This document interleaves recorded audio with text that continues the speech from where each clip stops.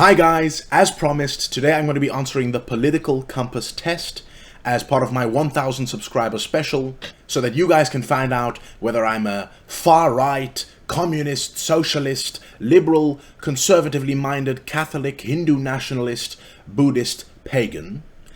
Alright, so just before we start, I want to thank you guys so much for getting me to 1000 subscribers. Honestly, it's something I never thought I would reach, so thank you to you guys. And I just wanted to ask you guys to do two things for me. Number one, please answer the mytake channel poll, which is down in the description below. And number two, I don't know if you guys heard, but sometimes YouTube does very strange things. So in case, God forbid, my channel gets deleted, if you guys can please follow my social media, so my Instagram, my Twitter, I'll leave it in the description below, so that in case anything happens, I could still keep in touch with you guys and keep you up to date with the latest. Alright, here we are guys. I'm going to be answering the political compass test. Let's see what we've got. Let's begin. Alright, so I heard this test is biased, so let's see what it does. Alright. If economic globalization is inevitable, it should primarily serve humanity rather than the interests of transnational corporations. Strongly agree. Globalization doesn't necessarily benefit people. Alright, I'd always support my country whether it was right or wrong. Strongly disagree. I have no problem with patriotism, but it should be critical patriotism. It should be smart. You support your country, but you criticize your country because you want it to improve. That shows that you love your country. Like, supporting your country right or wrong is just stupid. Alright, no one chooses his or her country of birth, so it's foolish to be proud of it. I'd say a soft disagree, because people are not necessarily proud of the exact piece of soil they were born on or whatever, but they're proud of sort of the culture and the national achievements and values of a country, and I don't think there's anything wrong with that. Yeah, as long as people are not hating on other countries or cultures, I think it's fine. There's nothing wrong with being proud of your country. But it should be done in the right way, so I'd say disagree. Okay, they're going right for the serious one. Our race has many superior qualities compared with other races. Strongly disagree. The enemy of my enemy is my friend. It's probably smart politically, but I don't know about that one. I mean, if Iran is the enemy of America and ISIS is the enemy of Iran, should America and ISIS be friends? I mean, that doesn't make sense, so strongly disagree. Military action that defies international law is sometimes justified. I can, it's really tough, but I can see situations where this would have been applicable. For instance, if you think about the genocide in Rwanda, I think for troops to arrive there on time, I don't think they might not have had enough time to go through all the international procedures. So a situation like that, a genocide or something, maybe yes, but mostly violating international law is to do bad things. So very few situations. So softly agree. There is now a worrying fusion of information and entertainment. Oh, that's a tough one. Then I kind of have to, I mean, that's kind of what I do, isn't it? Oh, I don't know. Maybe softly agree. I mean, what is Fox News? Is that information or entertainment? Alright, next page. Let's see. People are ultimately divided more than class than by nationality. That's a tough one. Because the lower class in Western countries is so much richer than the lower class or even the middle class in poor countries. And if you look at a lot of the inequalities today, they're actually often more divided by country than by class. Like, if you're born into a third world country, that affects your life chances so much more than what class you're born into, simply because the difference in standards of living is so huge. I mean, the poorest people in America are still very rich on a global scale. They're definitely in the top 20%. So I'd say disagree. controlling inflation is more important than controlling unemployment. That's a question for the economists. That's basically the idea of the Phillips curve. The Phillips curve was an idea that was like very popular until like the 70s, which is basically the idea that if you allow there to be a little bit of inflation, you can reduce unemployment, or you can choose the opposite, have no inflation or very low inflation, but have more unemployment as a result. And then the left-wing position was to be for controlling unemployment and not controlling inflation. So it's a tough one, but I'd say probably disagree, because unemployment is pretty important. But at the same time, inflation does ultimately reduce the purchasing power of workers. So ultimately, both of them need to be balanced. I mean, if there was a middle option, I would have chosen that. Because corporations cannot be trusted to voluntarily protect the environment, they require regulation. Strongly agree. I mean, come on, that's so obvious. Like, there are so many perverse incentives. This is basically like a free rider problem. Why should any company control its pollution when its competitor companies are going to be cutting costs by polluting more? Ultimately, you need the government to do it. Like, this is a no-brainer. All right, from each according to his ability to each according to his need is a fundamentally good idea. Ooh, a Marxist question. Well, yeah, I'm not a Marxist. You'll see that soon. But I mean, some level of solidarity is needed in society. Essentially, all the social protection mechanisms in society are in some way built on this principle. Because ultimately, if there's some kind of social safety net, if you're not directly using it in that moment, you are helping to support other people, and that is in some ways from each according to his ability to each according to his need. So I'll say agree, but only softly agree, because obviously there should be some level of solidarity between citizens in society, but it shouldn't go too far. Like, there should be rewards, individually. People should be allowed to get rich, just not too rich and so much so that they can buy the political system in the country.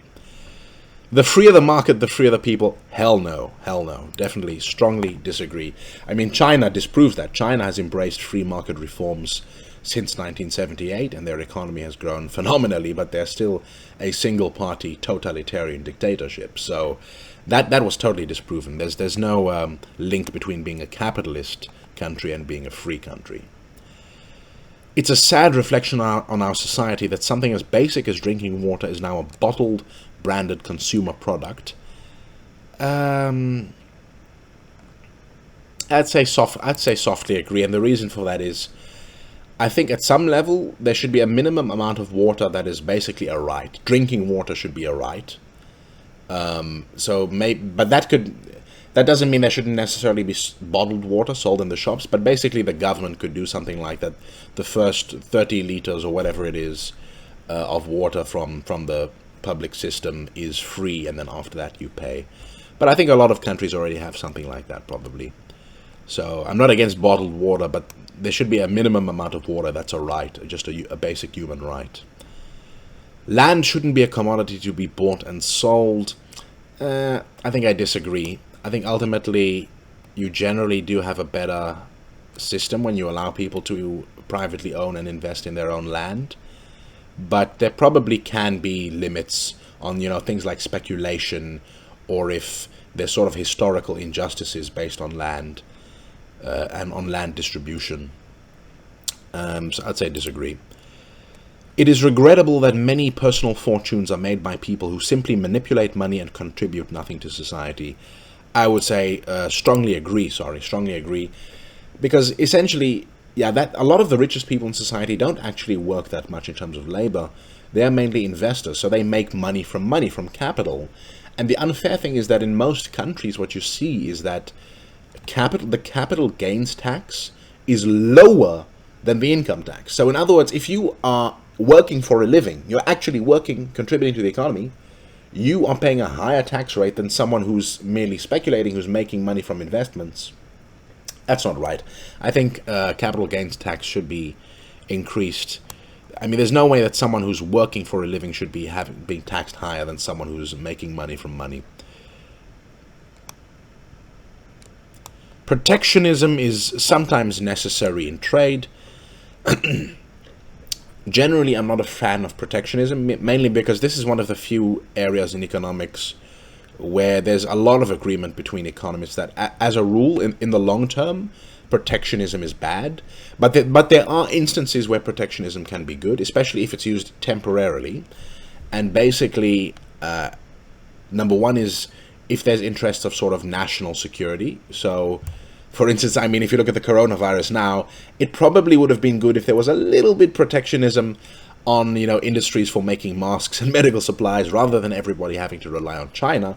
So for certain critical industries like agriculture, medicine, weapons, I think it's very understandable and probably necessary that there's protectionism. But I'm sorry, at the end of the day, making T-shirts in America is going to be massively, massively inefficient. It's you can't do that. There has to be global. Has to be some level of global trade. And the other reason where protectionism can be beneficial is the infant industry argument. So that's basically the idea that you foster your own domestic industry in a specific sector, but you only give them temporary protection so that they can sort of learn and sort of catch up to the rest of the world, or catch up to the rest of the world. But then eventually you withdraw those protectionist measures so that they can compete on the open market. But in the meantime, because of that protection that you gave them temporarily, it was able to grow into an advanced industry. That's basically what they did in India with the generic drugs industry. They gave it about 20 or 30 years of protection, and after that, they lowered the protections, and now India is one of the largest generic drugs manufacturers in the world. All right, so I'd say agree, but only softly agree. The only social responsibility of a company should be to deliver a profit to its shareholders. Disagree. And I mean, ultimately, that is what companies do, but I do believe that companies should have a social responsibility. Companies should have responsibility not to destroy the environment of the communities where they operate. They should have a responsibility to treat their workers fairly. I mean, these are basic things. So I'd say actually strongly disagree. The rich are too highly taxed. Strongly disagree. Strongly disagree. This is simply not the case. Income inequality is through the roof across the world, and tax evasion is up. In any country, it's not just in the United States. Even here in the Netherlands, the rich, the largest corporations, they avoid taxes. They put their taxes in various tax havens. They exploit legal loopholes that exist in the law. The rich are too lightly taxed, in fact. Those with the ability to pay should have access to higher standards of medical care. I would say generally no. I would say the people who are in the greatest need should get medical care. I believe in some kind of universal healthcare system, whether it's government funded and privately provided, or provided or totally government provided, or even privately funded, but through maybe non-profit contributions like they have in Germany. But no, universal healthcare system. For maybe things like cosmetics, you could probably have, where you can pay extra, but for basic care, no. Governments should penalize businesses that mislead the public. Agree. False advertising, swindling customers, that should be punished. There should be government regulation in the economy. A genuine free market requires restrictions on the ability of predator multinationals to create monopolies. Strongly agree, strongly agree with that. And the reason for that is you can't have a free market if there's monopolies or oligopolies, and it's very bad for society because that leads to very high prices when, if there's free competition, the prices become lower. And the thing is, monopolies can form naturally, simply through, a company having a competitive advantage right from the start. So something like Facebook, I mean, no one's going to go to the second Facebook. It's like everyone is on Facebook because it's sort of a networking company. So strongly agree there has to be antitrust action to break up monopolies, which unfortunately is happening a lot less these days. There are so many mergers and, companies swallowing up companies. If you look at any major sector, the number of competitors is becoming less and less by the decade. All right. Abortion when the woman's life is not threatened should always be illegal. Strongly disagree. Look, abortion is never a nice thing, and I can understand why people are against it from a moral point of view, but I see it this way. Look, you can be against abortion, but no one's forcing you to be abortions, but people should be free to have an abortion if it's in the first trimester, so when the baby has not developed a central nervous system yet, and simply because it's better for society. Because if abortion is illegal, people do illegal abortions, that's very dangerous for both the mother and the child. And also, if you think about cases of rape, or simply people making mistakes. I mean, people make mistakes, and I think it's unhealthy if you allow children to be born into a world where their mothers are not prepared to raise them. So it's just better for society. All authority should be questioned. Strongly agree, yeah. Authorities are only legitimate when they derive their legitimacy from the people, and authorities are not just good because they exist. They should be questioned. They should be kept in check and held accountable. An eye for an eye and a tooth for a tooth. No, not necessarily. No, I would say disagree. Taxpayers should not be expected to prop up any theaters or museums that cannot survive on a commercial basis. I would disagree, and the reason I would disagree is because I think there is some space for government funding of culture, of serious museums and of free museums, so that the people from every income level can see the culture of their country. In the museums, see the history of their country. I think there's some value, but it shouldn't be overdone. I've noticed in some countries there's a lot of there's subsidies for everything, and then it goes too far. But some level of culture there should be subsidies. Schools should not make classroom attendance compulsory. Strongly disagree. Education should be free and compulsory for all. Everyone has a right to education.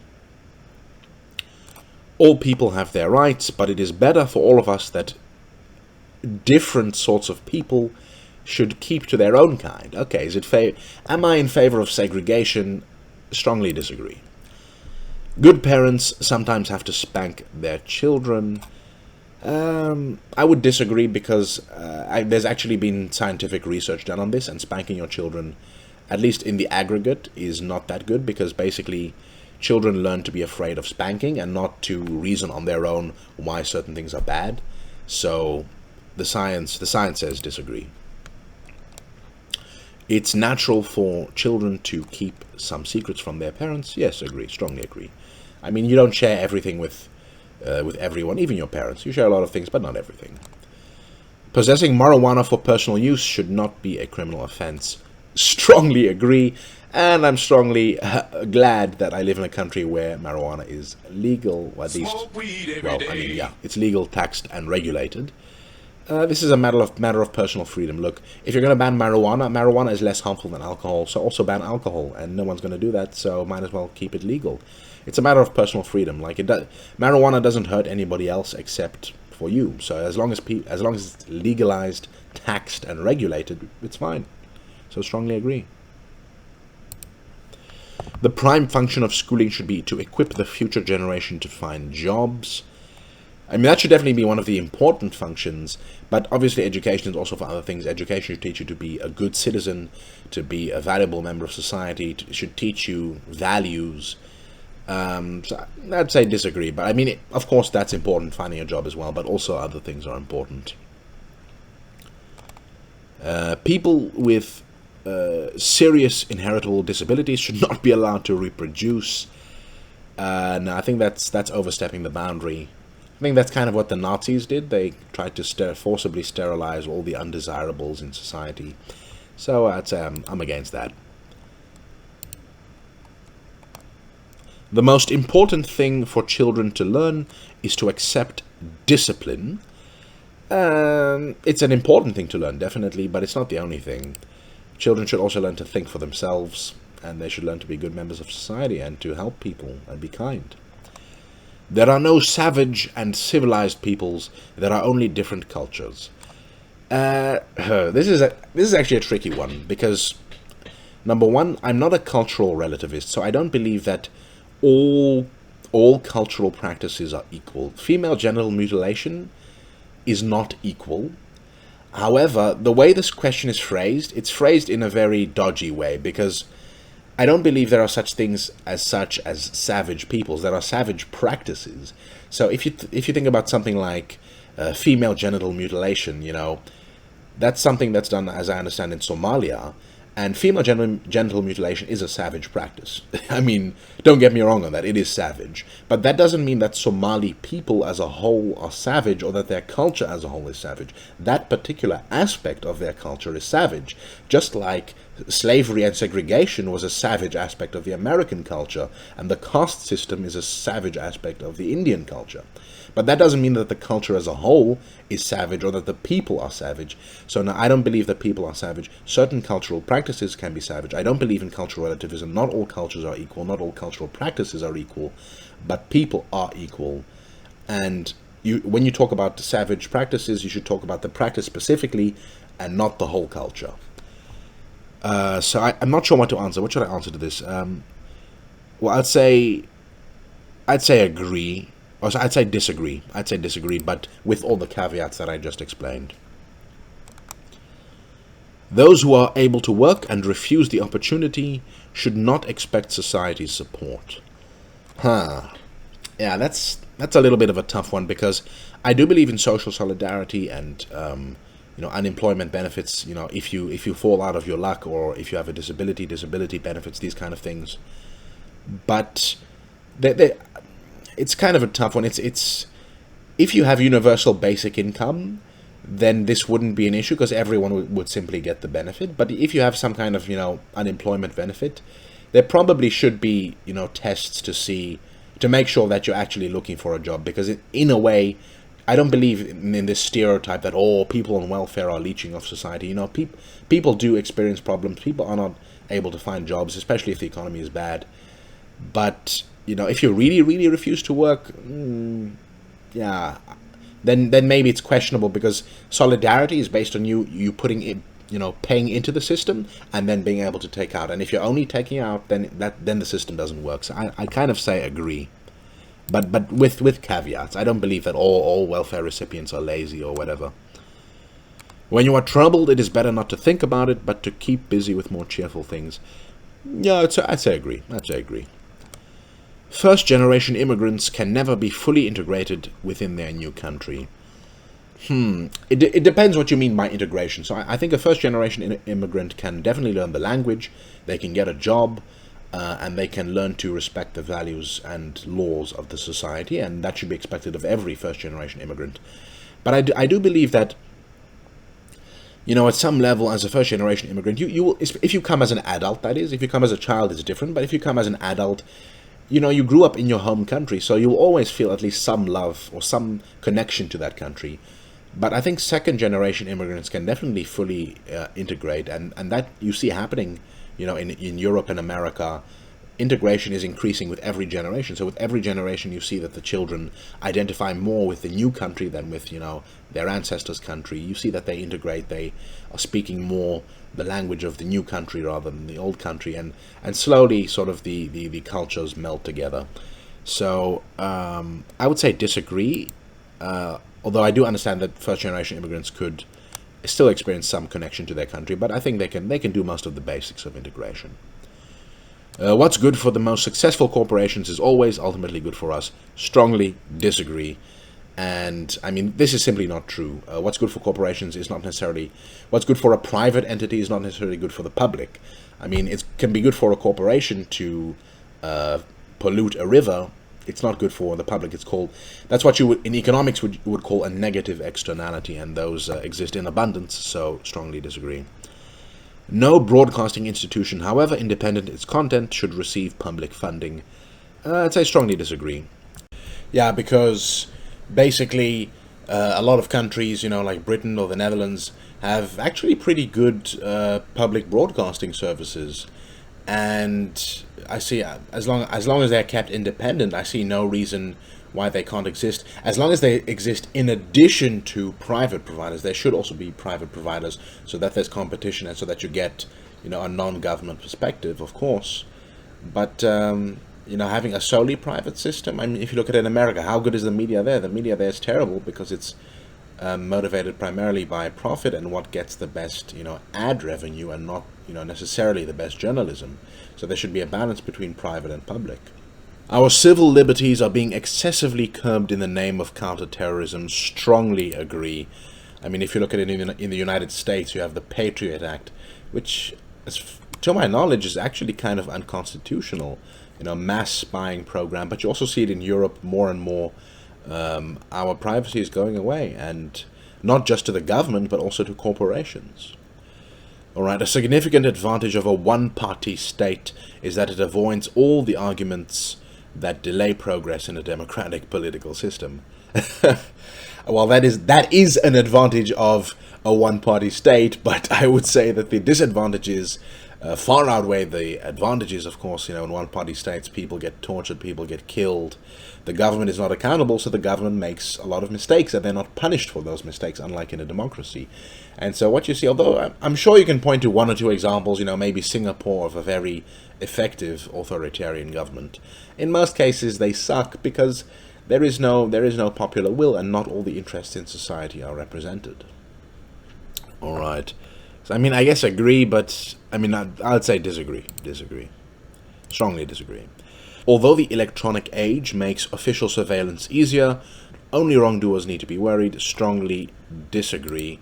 That's nonsense. The argument, oh, well, if you have nothing to hide, then you have nothing to fear. That's nonsense. People have privacy rights in and of themselves. Even if they haven't committed a crime, you should be afraid if the government wants to get all your information. The death penalty should be an option for the most serious crimes. I could maybe understand in extreme cases like treason, but even if that's the case, even if there's a crime that's so horrific that you would say, let's do the death penalty, I think the life penalty is way worse than the death penalty anyway. Someone who gets the death penalty is, it's over. It's over after, a few seconds or whatever. Life imprisonment is, it's a lot tougher. But even besides that, I think they say something like 5% of death row cases are innocent people. So do you really want to be killing every time 5% innocent people?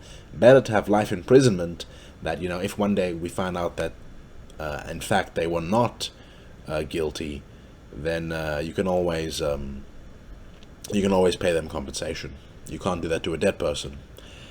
All right, in a civilized society, one must always have people above to be obeyed and people below to be commanded. No, that's nonsense. That's a very authoritarian way of thinking. No, strongly disagree. The people above should be accountable to the people below. It's that simple. Abstract art doesn't represent anything, shouldn't be considered art at all. Strongly agree. Some of the things you see these days, that's art. That's nonsense. I don't believe in abstract art. For me, art must be something that requires A, talent, and B, should be something that is not easy for someone else to do. I've seen some abstract art where it's literally like children's art where, they paint people's hands and they put that on the wall and they say, oh, this is abstract art. No, that's nonsense. Honestly, it's nonsense. In criminal justice, punishment should be more important than rehabilitation. No, I would say they should be equally important. People should be punished for their crimes, and there should be some kind of weight to their actions. But ultimately, for most crimes, the people are going to be reintegrated into society. So you want to make sure that that happens in the best way possible. And most of the evidence on this subject shows that rehabilitative justice is better than punitive justice. So I would say disagree, but both are important, but I would say disagree.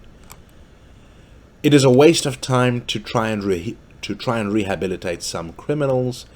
Probably some. I don't think you can really rehabilitate a pedophile or a mass murderer or whatever, but in principle, the prison system should be trying to rehabilitate everyone.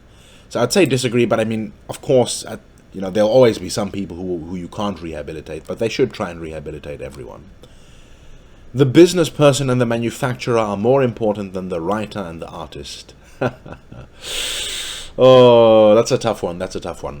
Because, in principle, you can't really have the writer and the artist without the business person and the manufacturer. If you don't have the basic needs of the economy and stuff, you can't start focusing on art and these other things. But art and writing is really what makes a society. It's what makes a society...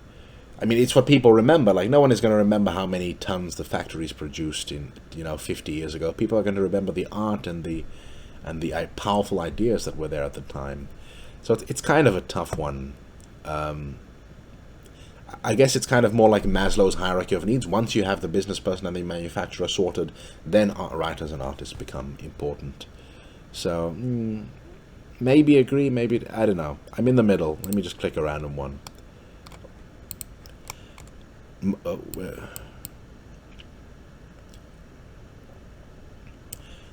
Mothers may have careers, but it is their first duty to be homemakers. Disagree. It's up to the choice of the woman. If a woman wants to be a homemaker, I have no problem with that. I'm not with some of these feminists who are, saying, no, a woman must have a career, and if a woman is a homemaker, then it must be because her man forced her to. No, that's nonsense. Many people do want that life, but it should be a choice. If you want to have a career and children, or only one or the other, it should be your choice. Multinational companies are unethically exploiting the plant genetic resources of developing countries. Yeah, that's actually true. That is definitely happening. Where you see that sort of plant medicine knowledge from thousands of generations for indigenous communities is being stolen by pharmaceutical companies and being labeled, being patented as their own when they've stolen it from other people. Making peace with the establishment is an important aspect of maturity. No, I would say disagree. I mean, if the establishment is really bad, then we should be fighting the establishment. Astrology accurately predicts many things. That's nonsense. Astrology is absolute nonsense. I mean, this is just superstition. You cannot be moral without being religious. Strongly disagree. You don't need religion to be moral. You can use philosophy for that. And on top of that, most religions have quite a lot of immoral things in them. Charity is better than social security. No. Strongly disagree. As a means of helping the genuinely disadvantaged. That's nonsense. Charity helps a little bit, but at the end of the day, to tackle structural poverty, structural inequality, you need structural solutions, and that means government intervention. That means redistributive social programs. Some people are naturally unlucky. I don't know that. I mean, I guess, chance can give you a bad run, but I mean, I don't believe in naturally unlucky. That seems like nonsense, so I'd say disagree. It's important that my child's school instills religious values. I'd say disagree. They should instill values that teach them how to think for themselves and how to think morally, independent of a particular religious belief. Alright, a look at sex, guys. Sex outside of marriage is usually immoral. No, disagree. No problem with that. Trust me. A same-sex couple in a stable, loving relationship should not be excluded from the possibility of child adoption. Agree, I guess. Yeah, no, there's no problem with that. Pornography depicting consenting adults should be legal for the adult population. Agree, as long as it's, consenting adults, of course. What goes on in a private bedroom between two consenting adults is no business of the state. Strongly agree. That's privacy, individual rights. No one can feel naturally homosexual. Disagree. I suppose they're born that way. These days, openness about sex has gone too far. I'm not sure. I guess there's a lot of sexualization in the advertising and the media and these kind of things. Alright, let's see where I stand. Alright, so as most of you probably already know, that the political compass, of course, is going from left to right, with the left being, economically left-wing, so more government intervention, and right-wing being extremely pro-free market. And then, of course, there's also the y-axis, which is authoritarian at the top, libertarian at the bottom. So let's see what my results are. Alright, famous figures from history. Of course, someone like Stalin, extremely government intervention, also extremely authoritarian. Someone like Gandhi, fairly left-wing, but very libertarian. Milton Friedman, very socially liberal and very economically free market. And then Hitler was not that free market, although he did do some privatization, but he was, of course, extremely authoritarian. Alright. Okay. I'm on the left-right spectrum. I'm -7, so I'm pretty left-wing economically. And on the social libertarian authoritarian, I'm minus 4.97, so I'm fairly libertarian. So, I mean, no surprises there. I knew roundabout where I would end up. So I'd love to see you guys take the test and, post your results in the comments, and let's see where you are. Are you left-wing? Are you right-wing? Are you authoritarian? Are you libertarian? It doesn't matter what your results are.